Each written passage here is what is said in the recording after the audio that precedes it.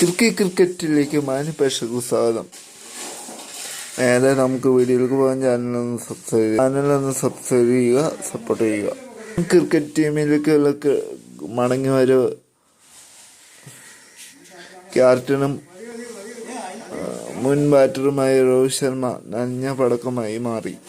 ഓസ്ട്രേലിയക്കെതിരെ ആദ്യ ക്രിക്കറ്റ് മത്സരത്തിൽ 14 ബോളിൽ വെറും 8 റൺസ് മാത്രം എടുക്കാനായത് രോഹിത് ശർമ്മയ്ക്ക് കഴിഞ്ഞുള്ളൂ. വലിയൊരു ഇടവേളയ്ക്ക് ശേഷം ബാറ്റിംഗിൽ വന്നത് രോഹിത്തിന്റെ ബാറ്റിങ്ങിനെ ബാധിച്ചു എന്നാണ് മുൻ താരങ്ങൾ വിലയിരുത്തുന്നത്.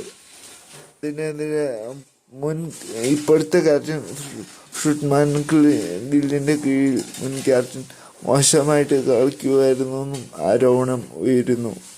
നായക സ്ഥാനത്ത് നിന്ന് അപ്രസ്തുതമായി മാറ്റിയത് രോഹിത് ശർമ്മന് അതിയായ വിമർശനം നീരസം ഉണ്ടെന്നാണ് നാനാഭാഗത്തു നിന്ന് വരുന്ന അറിയിപ്പ്. ഈ തരത്തിലുള്ള വാർത്തകളിൽ യാതൊരു കഴിവുമില്ലെന്നാണ് ഇന്ത്യയുടെ മുൻ ടെസ്റ്റ് ബാറ്റർ സുനിൽ ഗവാസ്കർ പറയുന്നത്. ഇതിനെക്കുറിച്ച് തൻ്റെ പോസ്റ്റാറിൽ നടത്തിയ ഇന്റർവ്യൂവിൽ അദ്ദേഹം പറഞ്ഞിരിക്കുകയാണ്. ടീമിൽ നിന്ന് ക്യാപ്റ്റൻസി മാറ്റിയത് രോഹിത് ശർമ്മയ്ക്ക് കടുത്ത ദേഷ്യവും വൈരാഗ്യമൊക്കെ ഉണ്ടെന്നും വേണ്ടിയാണ് ടീമിനെ തോൽപ്പിക്കാൻ മനഃപൂർവ്വം മോശമായി കളിച്ചതും എന്നും ഉള്ള ആരോപണത്തിനെ തള്ളിക്കളഞ്ഞുകൊണ്ട് മുൻ ഇതിഹാസം സുനിൽ ഗവാസ്കർ ഇതൊന്നും യാതൊരു കഴിവില്ല എന്ന് പറയുന്ന അദ്ദേഹം ഇതിന്റെ കാരണവും ചൂണ്ടിക്കാണിച്ചാണ് അദ്ദേഹത്തിന്റെ അഭിപ്രായങ്ങൾ പറയുന്നത്. താരത്തെ ക്യാപ്റ്റൻസിൽ നിന്ന് മാറ്റിയാൽ പുതിയ ക്യാപ്റ്റന്റെ കീഴിൽ ഏറ്റവും മോശപ്പെട്ട പ്രകടനം കാഴ്ചവെക്കാൻ ശ്രമിക്കും എന്ന് ഇന്ത്യൻ ആരാധകർക്ക് ഒരു തെറ്റായ ധാരണയാണ്. ഇതിൽ യാതൊരു കഴിവുമില്ല എന്നാണ് സുനിൽ ഗവാസ്കർ പറയുന്നത്.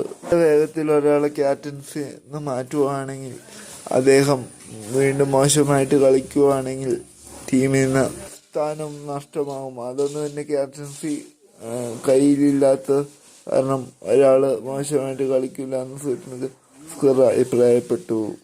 ശർമ്മേനെയും സൂപ്പർ ബാറ്റായി കിങ് കോഹ്ലിനെയും ശുഭ്മാൻ ഗില്ലിന് നല്ല രീതിയിൽ നയിക്കാൻ കഴിയുമോ എന്നും ആരാധകർ ചോദിക്കുന്നുണ്ട്.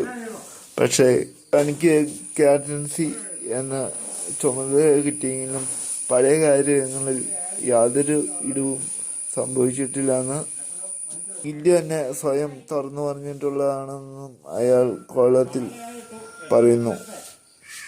ഗവാസ്കറിന്റെ ഈ അഭിപ്രായത്തോടെ നിങ്ങൾ യോജിക്കുന്നുണ്ടോ? നിങ്ങളുടെ അഭിപ്രായം താഴെ കമന്റ് ചെയ്യുക. അപ്പോൾ ഇത്രയാണ് ഈ വീഡിയോയിൽ പറയാനുള്ള. കൂടുതൽ ക്രിക്കറ്റ് വാർത്തകളായിട്ട് ഞാൻ വീണ്ടും വരാം. നിങ്ങൾക്ക് ലഭിക്കാൻ ഈ ചാനൽ സബ്സ്ക്രൈബ് ചെയ്ത് സപ്പോർട്ട് ചെയ്യുക.